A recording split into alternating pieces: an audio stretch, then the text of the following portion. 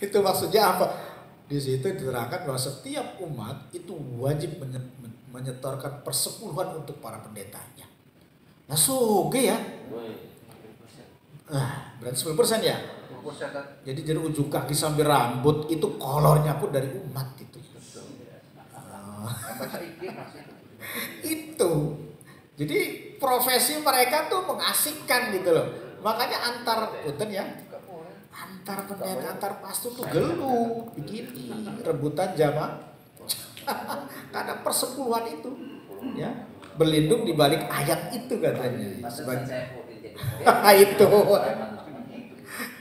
Di kita kan nggak ada ayat seperti itu ya, nggak ada bahwa umat harus setor kepada kiainya, ke ulamanya. Satu pun ayat tidak ada. Nah, ini ya, itu. Makanya mereka itu sangat khawatir sekali ketika umatnya berpaling dari agama mereka. Wah, ada Muhammad bahaya nih, nanti setor sama Muhammad nih.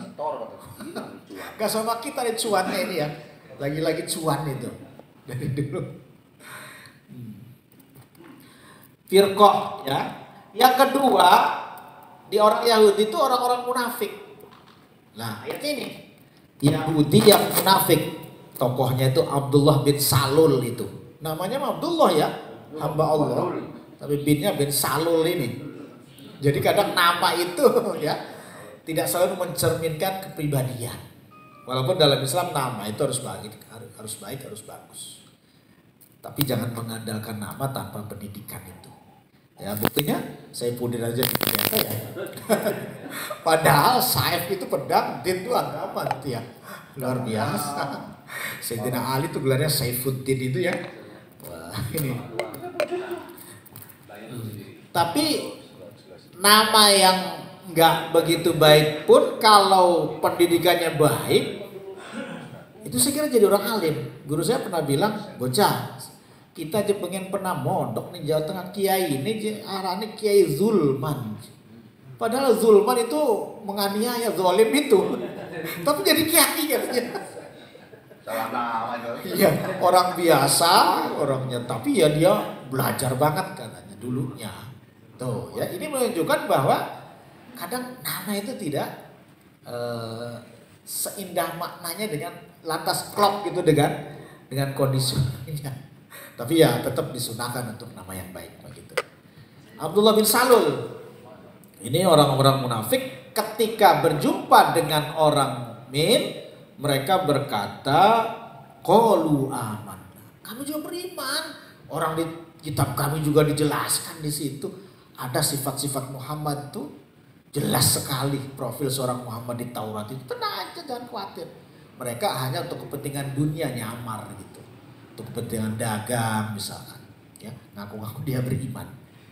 Nih, jadi mereka orang munafik di kaum Yahudi ketika berjumpa dengan orang-orang beriman mengatakan amanah. Ya untuk memuluskan tujuan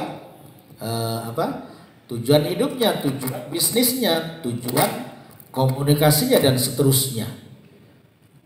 Bi anna Muhammadan nabiyun.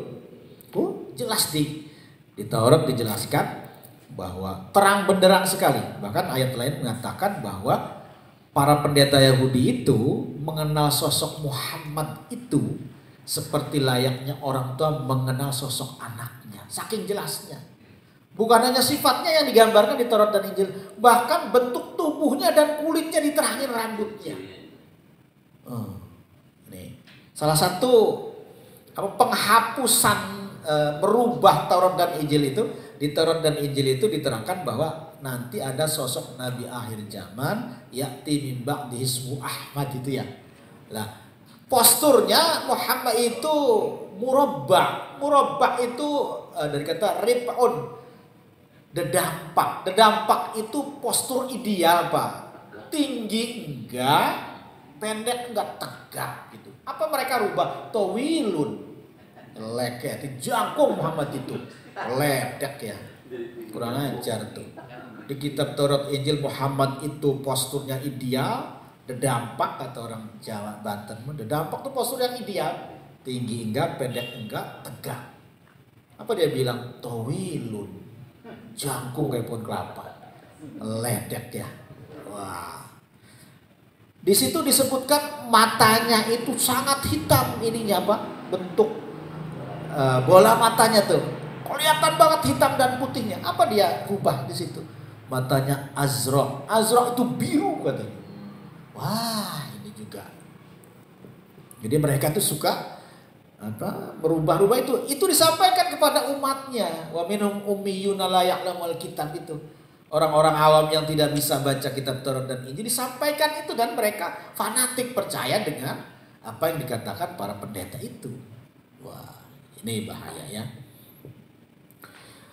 Yang ketiga, kan ada golongan Yahudi, yang pertama ahbar, para tokoh agama pendetanya, yang kedua munafikun, yang ketiga golongan orang-orang ortodoksnya, orang-orang garis kerasnya, ya, tidak munafik itu.